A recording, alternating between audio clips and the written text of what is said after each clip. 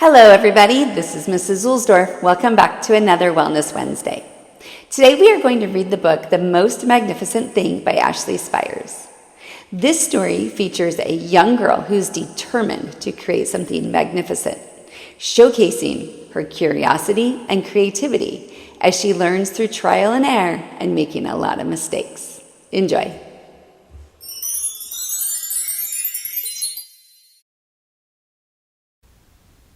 The Most Magnificent Thing, written by Ashley Spires, creatively read by Miss Jill. This book is written for all the little perfectionists of the world.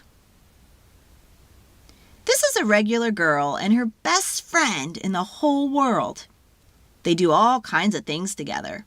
They race, they eat, they explore, and they relax. She makes things. He unmakes things.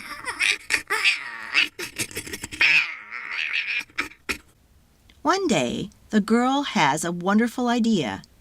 She is going to make the most magnificent thing. She knows just how it will look, and she knows just how it will work. All she has to do is make it, and she makes things all the time, so easy peasy. First things first, she hires an assistant. Next, they gather their supplies. They set up somewhere out of the way to work.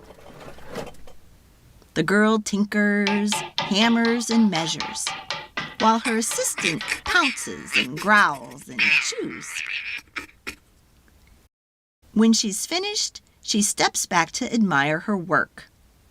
She walks around one side, and her assistant examines the other side. It doesn't look right. Her assistant picks it up and gives it a shake. It doesn't feel right either. They are shocked to discover that the thing isn't magnificent or good. It isn't even kinda sorta okay. It's all wrong. The girl tosses it aside and gives it another go. She smooths and wrenches and fiddles. Her assistant circles and tugs and wags. When she's finished, she stands up and takes a long look at it. Her assistant gives it a nudge with its paw.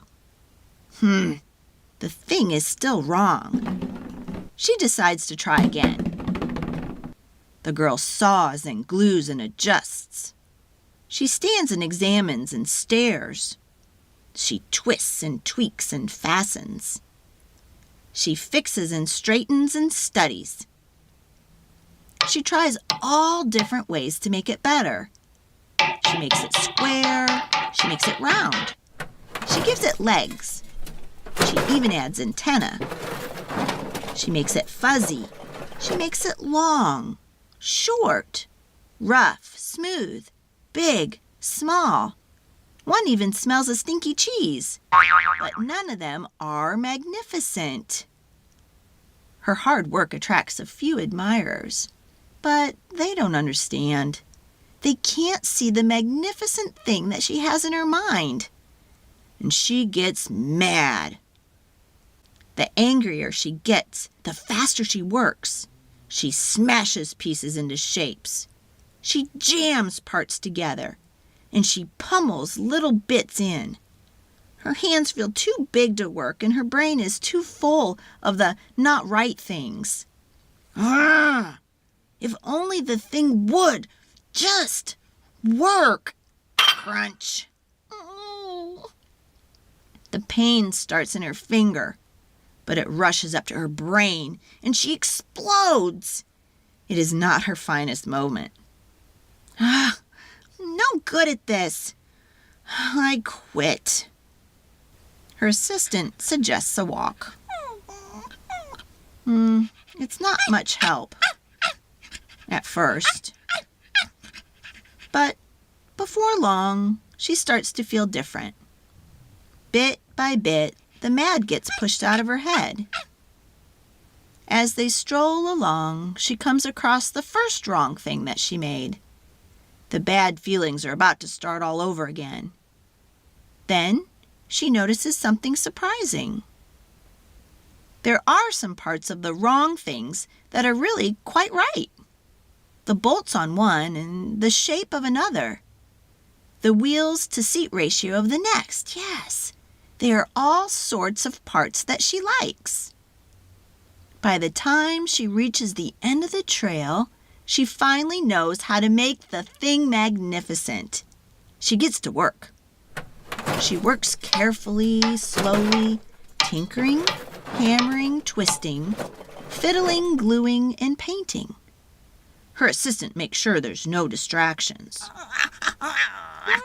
Yeah, this is perfect thing for warding off them bears. This will stop the leaks. I wonder if I can have it. Ew, this one's all wet. The afternoon turns into evening. Finally, she finishes. She alerts her assistant. The pair take a good, long look. It leans a little to the left and is a bit heavier than expected. The colors could use a bit of work too, but it's just what she wanted. They climb aboard and take it for a spin. They are not disappointed. It really is the most magnificent thing. The end.